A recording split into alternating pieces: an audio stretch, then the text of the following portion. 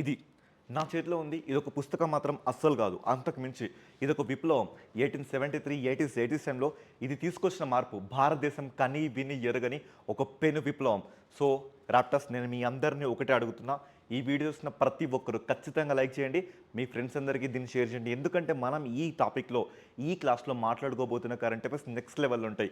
ఎందుకు నేను ఇంత గట్టిగా మాట్లాడుతున్నా అంటే, ఇంతకుముందు ఎగ్జామ్స్లో అడిగినవి కానీ ప్రస్తుతం అడుగుతున్నవి కానీ అండ్ నెక్స్ట్ అడగబోతున్నవి, దాంతో సబ్జెక్ట్కి, జీకేకి, కరెంట్ అఫైర్స్కి లింక్ ఉన్న ఈ ప్రతి టాపిక్ని మనం ఈ క్లాస్లో ట్యాకిల్ చేద్దాం. అండ్ ఈ పుస్తకం గురించి ఒక 2 నిమిషాల్లో తెలుసుకుందాం. అంతకుముందు నా వెనకాల మీకు కనబడుతుంది కదా, ఇది గ్లోబ్. ఈ గ్లోబ్ని నేను ఎందుకు ఇక్కడ దీని గురించి మాట్లాడుతున్నా అంటే, ఎస్ కోర్స్ మీ అందరికీ తెలుసు. నేను ఇప్పుడు మీకు షో చేసిన థింగ్ ఏంటంటే, నాతో పాటు ట్రావెల్ అవ్వండి. ఇదంతా ఏంటి, ఇదంతా మనకి సౌత్ అమెరికా కాంటినెంట్. అయితే మాకేంటి సార్? అవును సార్, మీకే దీని మీద ఇప్పుడు ఎగ్జామ్లో క్వశ్చన్ రైజ్ చేయడానికి ఒక ఛాన్స్ ఉంది. అందుకు ఇది మీకు ఇంపార్టెంట్. సో ఇప్పుడు మీరు వస్తే మీకు కనబడుతుంది మొత్తం కూడా ఇదంతా నార్త్ అట్లాంటిక్ ఓషన్. ఇటు సైడ్ ఉంది మొత్తం పసిఫిక్ ఓషన్. ఈ నార్త్ అట్లాంటిక్ ఓషన్లో మీకు కనబడుతున్న ఈ దేశం పేరేంటి? ఎవరైనా వీడియోని లో క్వాలిటీలో పెట్టుకుంటే ప్లీజ్ రైజ్ దట్. మీరు హెచ్డీలో చూస్తే మాత్రం మీకు ఇది కనబడుతుంది. సో దీని పేరు వెనజులా మనకి సౌత్ అమెరికా కాంటినెంట్లో ఉన్న ఒక కంట్రీ. సో ఇక్కడ మీరు చూసుకుంటే దాని రాజధాని, దాని పేరే కారకస్. ఈ కారకస్లో నిన్న అమెరికా చాలా భీకరమైన దాడులు జరిపేసి కంప్లీట్గా ఆ దేశాన్ని హస్తగతం చేసుకుంది. ఎందుకు చేసుకుందంటే దీనికి నా ముందున్న ఆన్సర్స్ 3 రీజన్స్. అదేంటంటే, సో ఫస్ట్ ఆఫ్ ఆల్ ఒకటి పెట్రోల్ గురించి, సెకండ్ డ్రగ్స్ గురించి, థర్డ్ చైనా గురించి.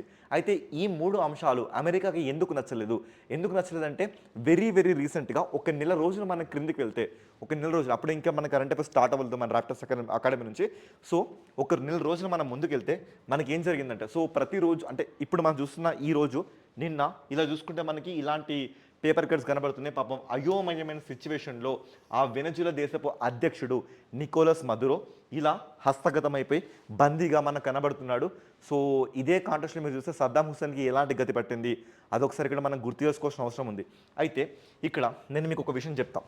ఆ విషయం ఏంటంటే, ఇది కూడా మీరు గుర్తుపెట్టుకోండి. సో సౌతర్న్ స్పియర్ అనే ఒక సైనిక విన్యాసాన్ని అమెరికా ఎక్కడ జరిపిందంటే పసిఫిక్ ఓషన్లో ఇదే విధంగా అట్లాంటిక్ ఓషన్లో జరిపింది. ఎందుకు జరిపిందంటే, this is completely anti narcotics, అంటే డ్రగ్స్కి వ్యతిరేకంగా చేపట్టిన ఒక ఎయిర్, ఒక మిలిటరీ, ఒక నేవీ ఎక్సైజ్. ఈ కాంటెక్స్లో చూసుకుంటే అప్రాక్సిమేట్లీ 150+ మెంబర్స్ని అమెరికా చంపేసి వెనజులా ప్రపంచంలో ఉన్న ప్రతి దేశాలకి డ్రగ్స్ సరఫరా చేస్తుంది. అండ్ డ్రగ్స్లో ఇదే చాలా కీలక నిందితురాలుగా మన కళ్ళ ముందు కనబడుతుంది. అండ్ ఎప్పటి నుంచో కొన్ని ఆరోపణలు ఇస్తుంది. అండ్ అదేవిధంగా మనం ఇక్కడ ఇంకొక థియరీని చూడొచ్చు. ఆ థియరీ పేరే ఆల్రెడీ నేను మీతో డిస్కస్ చేస్తా. ఆ థియరీ ఏంటంటే డాక్ట్రిన్ ఆఫ్ మన్రో, లేదా తెలుగులో మన్రో సిద్ధాంతం అంటారు. ఈ మన్రో సిద్ధాంతం ఏంటంటే, ఎవరైతే ఈ యుఎస్ఏ నేల మీదకి యుఎస్ఏ తరపున కాకుండా ఐరోపా కానీ చైనా కానీ ఇంకెవరు కూడా వీళ్ళ వర్తకంలో వేలు పెట్టకూడదు అని చెప్తున్న థియరీ ఏంటంటే మన్రో థియరీ. ఈ థియరీ మనకి అప్రాక్సిమేట్లీ 1823 ఆ టైంలో స్టార్ట్ అయింది. వెరీ రీసెంట్గా ట్రంప్ నోట ఈ పదం చాలా గట్టిగా వినబడుతుంది. అయితే ఈ కాంటెక్స్ట్లో ట్రంప్ ఏం చేస్తాడంటే, ఎప్పటి నుంచో చూస్తూ ఉన్నాడు. ఫైనల్గా తను అనుకున్న పని చేస్తుంది. ఆ పని ఏంటంటే, తను ఒక బిజినెస్ మ్యాన్ కాబట్టి తనకి సంబంధించిన కొన్ని పెట్రోలియం కంపెనీలు అవి వెనజులాతో లింకప్ అయిపోయి ఉన్నాయి. వాటికి వెనజులా సరైన డీలర్షిప్ ఇవ్వకపోవడం వల్ల, వాటికి కావాల్సిన కోరికల్ని ఇది తీర్చకపోవడం వల్ల ఈ కాంటెస్ట్లో ఆ పెట్రోల్ మీద పడిందే ఈ కన్ను. ఆ కన్నుకు ప్రతిరూపమే ఈ వెనజులాని కంప్లీట్గా హస్తగతం చేసుకోవడం జరిగింది. ఓకేనా? సో అది ఇంకా తర్వాత చూసుకుంటే ఈ గ్లోబల్లో, అంటే ఈ కంప్లీట్ గ్లోబ్లో చైనా ఎవరితోనూ స్నేహం చేసినా కూడా ఆ కంట్రీ అనేది మనకి కంప్లీట్గా డిక్లైన్ అయితే కనబడుతుంది. ఎలా అంటే, ఎవరు కొన్ని ప్రొడక్ట్స్ని చైనా కొంటూ ఆ దేశానికి తామేదో ఇస్తున్నట్లుగా, తామేదో భరోసా ఇస్తున్నట్లుగా, తామేదో ఉద్ధరిస్తున్నట్లుగా మనకి ప్రొజెక్ట్ అవుతుంది.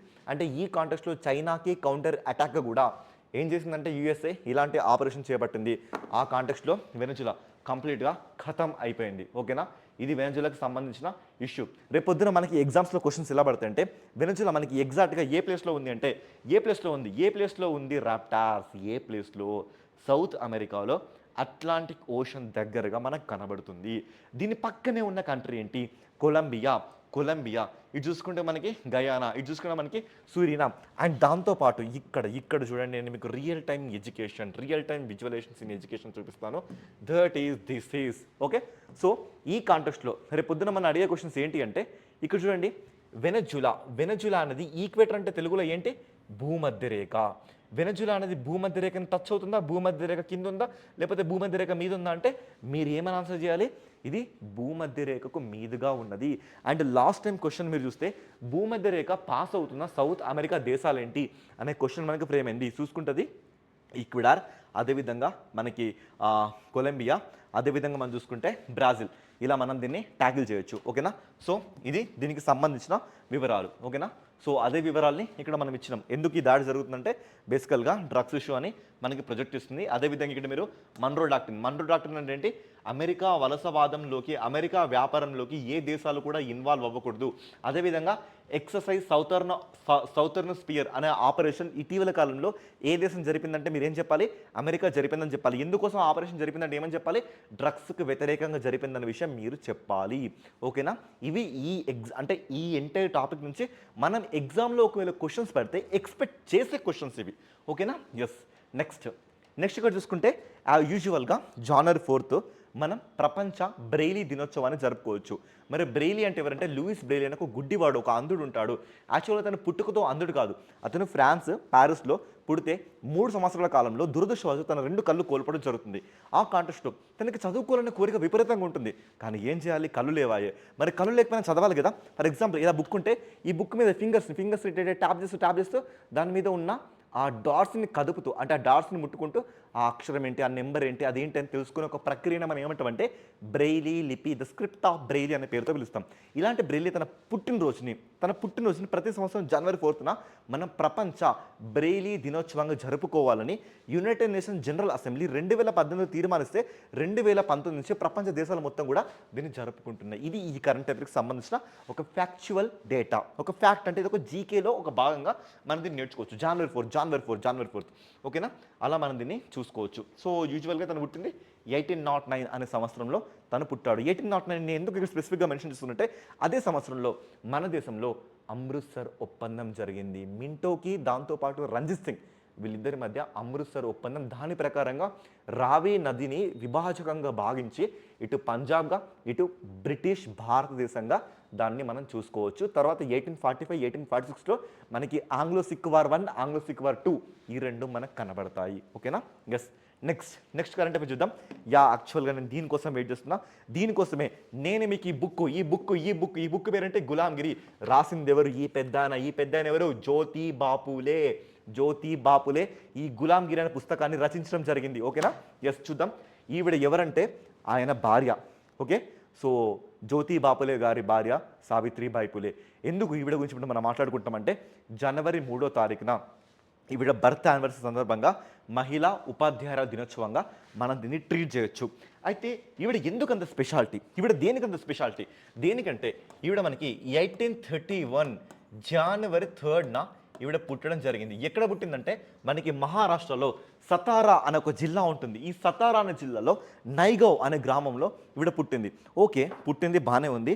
వీళ్ళ ఆచారాల ప్రకారంగా 10 సంవత్సరాలకే బాల్య వివాహంలో భాగంగా జ్యోతి బాపులకి ఇచ్చి పెళ్లి చేస్తారు. జ్యోతి బాపులే పెళ్ళాక భార్యని వంటింటికో లేదంటే పనులకు అంకితం చేయలేదు. తనలో చదువుకోవాలనే క్యూరియాసిటీ ఎక్కువ ఉంది కాబట్టి తనని చదువు వైపు ప్రమోట్ చేసే విధంగా చేసిండు. దానికి ప్రతిఫలంగా ఇటు జ్యోతి బాపులే తల్లిదండ్రులు కానీ ఇటు సావిత్రిపులే తల్లిదండ్రులు కానీ వాళ్ళని వెలివేశారు. అయినా వాళ్ళు ఆగలేదు. అలా ఆగితే వాళ్ళు మన దేశంలో ఈరోజు మనం ఎందుకు మాట్లాడుకుంటాం? వాళ్ళు సంఘ సంస్కర్తలుగా మారే రోజు దగ్గరికి వచ్చింది. అదేంటంటే తనకు నేర్పించిన ఈ చదువుతో తను ఏం చేసిందంటే మిగతా చాలా మందిని చదివించడం స్టార్ట్ చేసింది. ఎంతలా అంటే తను రోడ్డు మీదకి వెళ్తే బండలు బట్టి కొట్టే వాళ్ళు, లైక్ మనం చూసుకుంటే కౌడంగ్ ఆవు పేడని మొహం మీద బట్టలను విసిరిస్తే తన బ్యాగులో ఇంకొక శారీని వేరు చేసి స్కూల్కి వెళ్ళి దాన్ని మార్చుకొని మళ్ళీ క్లాస్ చెప్పేది. 3గురితో మొదలుపెట్టింది. సంవత్సరం తిరిగే వరకు 3 స్కూల్స్ 150 మంది పిల్లలతో తను ముందుకెళ్ళింది. తను ఆగలేదు. అది కదా డిటర్మినేషన్ అంటే. ఇక్కడ చూడండి, ఒక చిన్న స్లోగన్ ఇచ్చిన 17 ఏళ్ల యువతి వివాహిత అమ్మాయి కోసం ఒక స్కూల్ పెట్టింది. పిల్లలు ఉత్సాహంగా ఆమె దగ్గరికి అక్షరాలు దిద్దుకుంటానికి వెళ్ళారు. అది చూసి కొందరికి కన్ను కుట్టింది. ఆడపిల్లలకు, అది అన్ని కులాల వారికి చదువు అవసరమా అనుకున్నారు. వద్దని చెప్తే వినడం లేదు. బడికి వెళ్తున్నప్పుడు ఆమె మీద దాడులు చేస్తారు. అసభ్య పదజాలంతో అవమానించారు, రాళ్ళు విసిరారు, బురద చల్లారు, ఎన్నో రకాలుగా ఇబ్బంది పెట్టారు. ఆమె తొనకలేదు, బెనకలేదు. సంచిలో మరో చీర పెట్టుకొని వెళ్ళింది. చూడండి, అది చదివితేనే ఒళ్ళంతా రక్తం మరుగుతుంది. అలాంటి ఒక గ్రేటెస్ట్ లేడీ గురించి ఇప్పుడు మనం మాట్లాడుకుంటున్నాం. అయితే ఈ కాంటెక్స్ట్లో ఈవిడ మీద మనకి క్వశ్చన్స్ ఎక్స్పెక్ట్ చేయొచ్చు.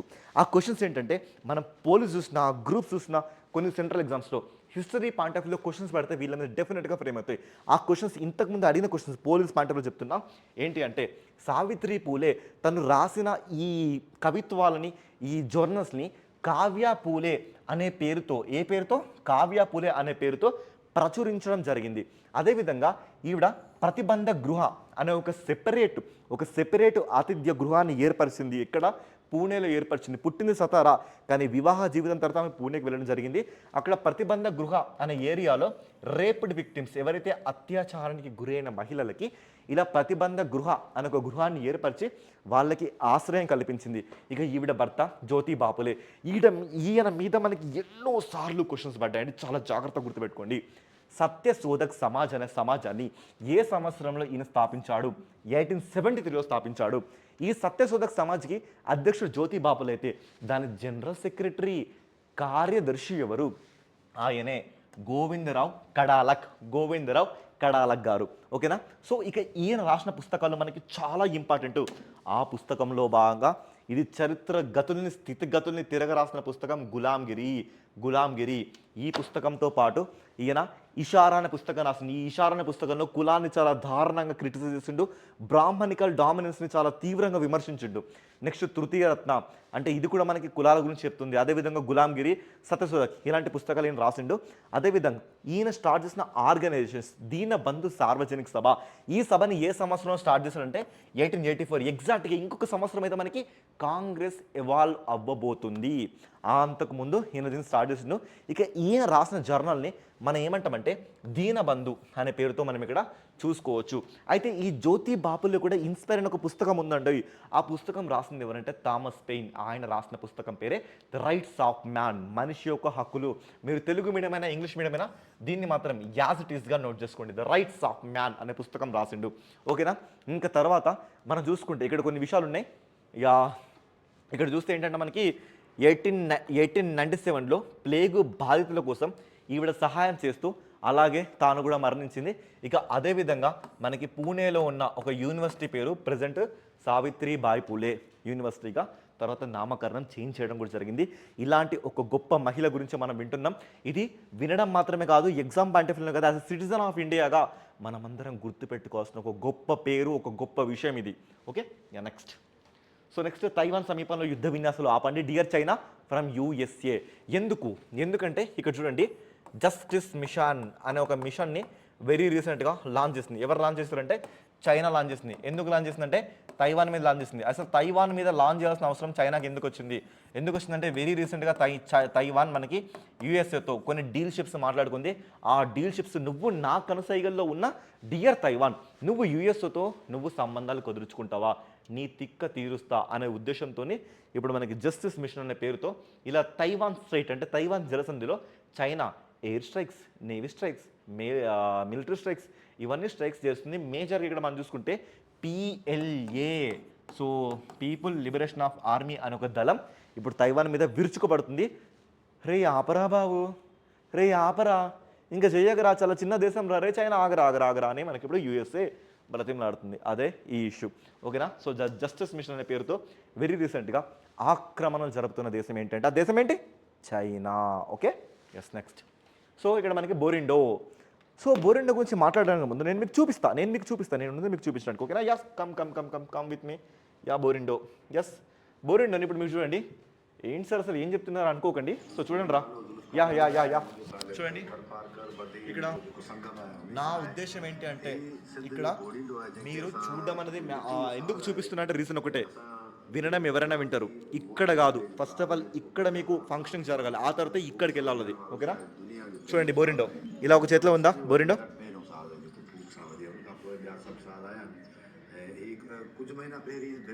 అలా చేతిలో ఉంటుంది ఒక చిన్న కుండలాగా, అదొక ఫ్లూట్ లాగా వర్క్ అవుతుంది. అది మనకి టెర్రాకోట అంటే కాల్చిన మట్టితో తయారు చేసిన ఒక థింగ్ అన్నట్లుగా అది. సో ఇలా దాని మీద రంగురంగులుగా మనం వాడుకోవచ్చు. ఇవన్నీ మనకి బోరిండోలు చూడండి. అలా దాన్ని విచిత్రమైన సౌండ్స్లాగా మనం యూజ్ చేసుకోవచ్చు, ఫ్లూట్ లాగా. ఓకేనా?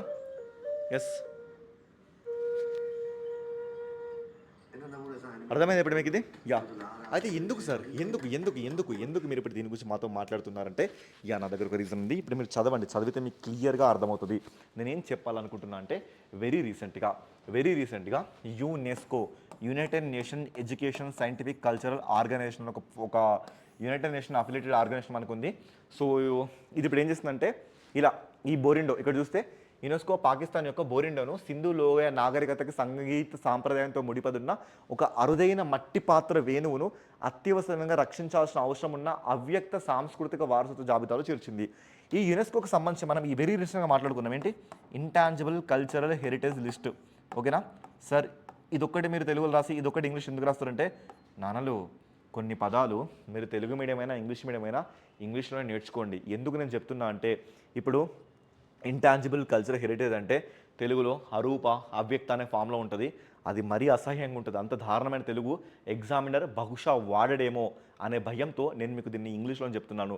మరి టాంజిబుల్, ఇంటాంజిబుల్ అంటే ఏంటి సార్ అంటే, ఇప్పుడు ఇది ఉంది, దీన్ని నేను పట్టుకుంటున్నా, it is a tangible thing. మరి బాధ నేను పట్టుకోగలను, సంతోషాన్ని నేను పట్టుకోగలనా, బతుకమ్మ పండుగను నేను పట్టుకోగలనా, మీ సంతోషాన్ని నేను పట్టుకోగలనా, దాన్ని పట్టుకోలేను కదా, దాన్ని నేను ఇంటాంజిబుల్ అంటున్నా. మరి ఇంటాంజిబుల్ హెరిటేజ్ అంటే ఇది ఒక సాంప్రదాయమైన కళ. ఆ కళ ఇప్పుడు అంతరించిపోతుందనే భయంతో యునెస్కో ఈ ఇంటాంజిబుల్ కల్చరల్ హెరిటేజ్ లిస్ట్లో అత్యవసర పరిస్థితిగా ఈ బోరిండోని చేర్చింది. ఈ బోరిండో అనేది మనకి సింధు నాగరికత, సింధు లోయ సంబంధం నుంచి అంటే అప్పటి నుంచి ఇప్పటివరకు కదా మనకి వాళ్ళ వతూ కనబడుతుంది. అలాంటి ఒక లిస్టు.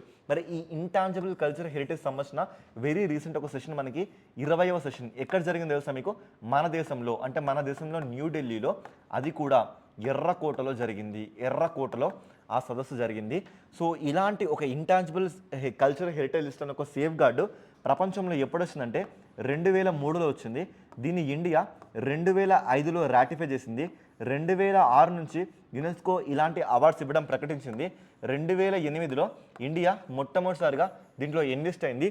వెరీ రీసెంట్గా దీపావళి జాయినింగ్తో, దీపావళి జాయినింగ్తో మన దేశంలో ఇంటాంజిబుల్ కల్చరల్ హెరిటేజ్ సైట్స్ 15 ఉన్నవి కాస్త దీని జాయినింగ్తో ఇప్పుడు 16గా మన కళ్ళ ముందు కనబడుతున్నవి.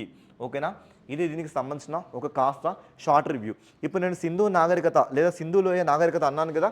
ఈ సింధు లోయ నాగరికత మనకి ఎప్పుడు కనబడుతుంటే బిఫోర్ క్రైస్ట్ సెంచరీ 3000 ఇయర్ నుంచి మనం చూసుకుంటే 750 ఇయర్ వరకు మనకు కనబడుతుంది. ఓకేనా? క్రీస్తు పూర్వం అండి. దీన్నే మనం ఇంకేమంటామంటే కంచు లోయ నాగరికత అనే పేరుతో మనం కూడా దీన్ని పిలుస్తాం. ఇక్కడ కంచు అంటే దీన్ని ఇంగ్లీష్లో మనం ఏమంటాం తెలుసా? బ్రాంజ్ అంటాం. అందుకే దీన్ని మనం బ్రాంజ్ ఎరా అంటాం. మరి బ్రాంజ్ అంటే ఏంటి సార్ అంటే, ఎప్పుడైతే మీరు కాపర్కి స్టాండం, దీన్ని మనం ఇంగ్లీష్లో ఏమంటాం తెలుసా? టిన్ అనే పేరుతో పిలుస్తాం. దీన్ని మనం తెలుగులో ఏమంటాం తెలుసా? తగరం అనే పేరుతో పిలుస్తాం. ఎప్పుడైతే ఈ కాపర్కి మనం స్టాండంని యాడ్ చేస్తామో అప్పుడు మనకు వచ్చే ఒక అలాయిని మనం బ్రాంజ్ అంటాం. సో ఇదే కాంటెస్ట్లో నేను మీకు ఎక్స్ట్రా నోట్ రాయిస్తున్నా. దాని పేరు ఏంటంటే బ్రాస్. బ్రాస్ అంటే ఏంటంటే, ఎప్పుడైతే మీరు కాపర్కి జింక్ని యాడ్ చేస్తారో అప్పుడు మీకు బ్రాస్ వస్తుంది. బ్రాస్ అంటే తెలుగులో అర్థం ఏంటో తెలుసా మీకు? ఇత్తడి.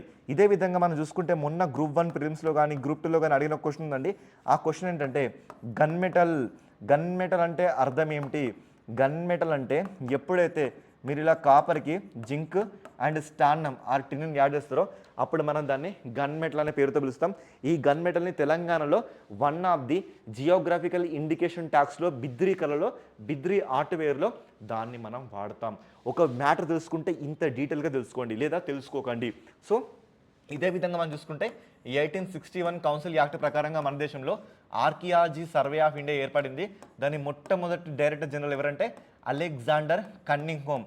ఈ అలెగ్జాండర్ కన్నింగ్హామ్ మొట్టమొదటిసారిగా ఇలా హరప్పా లేదా సింధు నాగరికత దాని మీద త్రవ్వకాలు జరిపితే, ఇక చివరగా మనకి 1921లో దయారాం సహాని అనొక పర్సన్ మనకి హరప్పాని వెలికి తీయడం జరుగుతుంది. అందుకే దాన్ని మనం మొట్టమొదటిసారిగా సైట్ సిటీ అనే పేరుతో పిలుస్తున్నాం. కాబట్టి దాన్ని మనం హరప్పా నాగరికత లేదా సింధు లోయ నాగరికత అనే పేరుతో మనం పిలుస్తున్నాం. ఆ ప్లేస్ మొత్తం కూడా మనకి ఇలా కంచుతో లొకేట్ అయింది కాబట్టి దాన్ని మనం కంచు నాగరికత అనే పేరుతో కూడా పిలుస్తున్నాం. ఇది దీనికి సంబంధించిన ఆ షార్ట్ రివ్యూ అండి. ఓకేనా? ఎస్. సో ఇదంతా ఎవరి కోసం అంటే, ఎవరైతే ఇంగ్లీష్ మీడియం పిల్లలు కూడా చూస్తారు కదా మన క్లాస్కి, వాళ్ళు కూడా మనం న్యాయం చేయాలి కదా, వాళ్ళ కోసం ఇది. ఓకేనా? ఎస్. సో ఇదంతా మన మోహింజదారో గురించి ఆల్రెడీ మనం మాట్లాడుకున్నాం. Done, over. నెక్స్ట్ ఇది ఒకటి సైన్స్ అండ్ టెక్నాలజీలో బాగా నేర్చుకుందాం మనం ఇప్పుడు. ఇక్కడ ఏంటంటే 3IR అట్లాస్ ఉన్న ఒక ఆస్ట్రాయిడ్ మీద మన ప్రపంచ దేశాలన్నీ కూడా ఒక డిఫెన్స్ కైండ్ ఆఫ్ డ్రిల్ని స్టార్ట్ చేసినాయి. అంటే అదేంటంటే మనకి ఇప్పుడు ఫర్ ఎగ్జాంపుల్ ఇక్కడ చూడండి అన్న, ఇది మన భూమి. ఈ భూమికి ఇది ఇలా ఇలా తిరుగుతున్నప్పుడు ఇలా కొద్ది రోజులు తిరిగి ఏదో సమయంలో మన భూమిని అటాక్ చేసే టైం ఉంది. అంటే ఈ కాంటెక్స్ట్లో మనకి చూసుకుంటే యూరోపియన్ స్పేస్ ఏజెన్సీ కానీ నాసా కానీ వీళ్ళందరూ సో ఫస్ట్ టైం ఇట్లా వేగంగా సమీపిస్తున్న వస్తువు 3I అట్లాస్ను ట్రాక్ చేయడంపై కేంద్రీకృతమై యూరోప్ ప్రపంచంలోనే అతిపెద్ద డిఫెన్సివ్ కైండ్ ఆఫ్ ప్లానెటరీ డ్రిల్ని స్టార్ట్ చేసింది. ఇది మన కరెంట్ అఫేర్. దేని మీద స్టార్ట్ చేసిందంటే 3I అట్లాస్ మీద స్టార్ట్ చేసిందని మీరు చెప్పొచ్చు. ఓకేనా? సో ఎవరో స్టార్ట్ చేస్తారంటే ఇక్కడ మనం చూసుకుంటే యూరోపియన్ స్పేస్ ఏజెన్సీ, నాసా, అదేవిధంగా ఇంటర్నేషనల్ ఆస్ట్రాయిడ్ వార్నింగ్ నెట్వర్క్. ఈ ముగ్గురు రేపు పొద్దున మిమ్మల్ని ఎగ్జామ్స్లో అడిగితే ఇగో దీన్ని మాత్రమే అడుగుతారు. దీన్ని మాత్రమే అడుగుతారు. Very very very very very very very very important నానా. ఎవరెవరు దీన్ని స్టార్ట్ చేస్తారంటే ఇక్కడ చూడండి, మీకు తెలుగులో రాస్తున్నా. ఈఎస్ఏ అంటే అర్థం ఏంటో తెలుసా మీకు? European space agency. European space agency. అదేవిధంగా మనం చూసుకుంటే ఇంకెవరు? నాసా. అదేవిధంగా మనం చూసుకుంటే ఇంటర్నేషనల్ ఆస్ట్రాయిడ్ వార్నింగ్ నెట్వర్క్. వీళ్ళ ముగ్గురు సహాయంతో దీన్ని లాంచ్ చేయడం జరిగింది. ఎందుకంటే అది దగ్గరికి వస్తుందా, దూరం వస్తుందా, మన దగ్గరికి వస్తే మన పరిస్థితి ఏంటి, మరి వార్నింగ్ ఎట్లా ఇవ్వాలి, మనం దీన్ని గవర్నెన్స్ ఎట్లా సెట్ చేసుకోవాలి, ఒకవేళ దగ్గరికి వస్తే మన ఎర్త్ని మనం ఇలా కాపాడుకోవాలి, ఇలాంటి ఒక కైండ్ ఆఫ్ థింగ్ అన్నట్లుగా. సో మై డియర్ రాప్టాస్, ఇది ప్రెజెంట్ క్లాస్, ఇది ఈరోజు క్లాస్. ఇలాంటి క్లాసులు 365 డేస్ ఇవ్వడానికి మేము రెడీ, తీసుకోవడానికి మీరు రెడీనా? ఇంతకు మించిన కంటెంట్తో ఎగ్జామ్ దగ్గరికి వచ్చాక మీకు ఈ టైం 20 to 30 minutes కాదు, గంటల సేపు మీకు చెప్పడం జరుగుతుంది. మీకు పర్ఫెక్ట్ క్లాస్ ఇవ్వడమే మా బాధ్యత. ఒక్కటంటే ఒక్క బిట్టు కూడా మన క్లాస్ నుంచి బయటకు వెళ్ళదు. అలా మీకు ఎగ్జామ్కి మధ్య మీ శ్రవణ్ సార్ అడ్డుగోడగా ఉన్నాడు. This is your Shravan sir, me Shravan sir, the faculty of geography and current affairs. ఓకేనా? సో ఇంత దూరం వచ్చారు కాబట్టి డెఫినెట్గా ఈ వీడియో మీ హృదయాలను టచ్ చేస్తుంటుంది. టచ్ చేస్తే మాత్రం ఒక లైక్ ఇవ్వండి. ఎవరైతే నాణ్యమైన విద్య కోసం ప్రాధేయపడుతున్నారో వాళ్ళకి అలాంటి టెలిగ్రామ్, అలాంటి వాట్సాప్ గ్రూప్స్కి ఈ వీడియోని షేర్ చేయండి. ఓకేనా? సో ఇంకా బాయ్.